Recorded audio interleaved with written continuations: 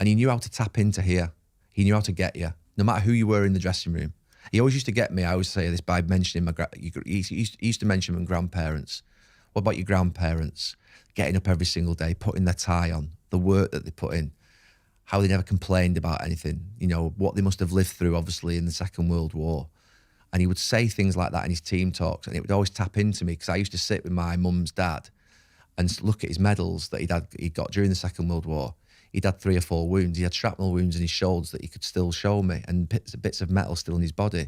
And he would talk to me about the medals and where he'd got them from, and how he'd been in Holland, and how he sort of had to come back, and then he went back over, how he married my nan on one of his returns back. So that used to get me every single time. So when I used to play for United, when you think about what motivates you, what gets you going, and he used to mention, say, for instance, grandparents, and there's that difficult moment on a pitch where you think, we're struggling here a little bit. And now I think of my youngest daughter when I'm training, what keeps me going to the end of that training session. I think of silly things.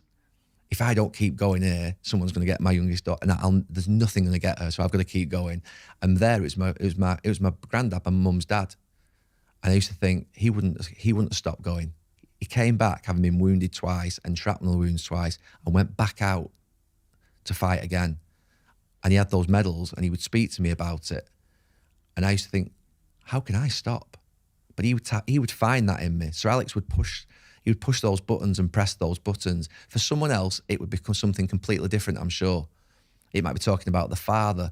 It might be talking about him going on strike in the Govan shipyards. It might be talking about another experience that he's had. But he would tap into everybody in the dressing room in some way that would mean they'd find something to mean they would never give in. And that's what his film's called Never Give In. He never give in, but also the influence he had on others never to give in through finding something in them was incredible. Rio talked to me a lot about culture, and the culture that Sir Alex Ferguson said. Everett said the same thing. Having left football now and working in the world of business, you must be looking back on the culture he created. Yeah. And in some ways, drawing a lot from that in your own businesses, right? What have you learned about the importance of culture? Because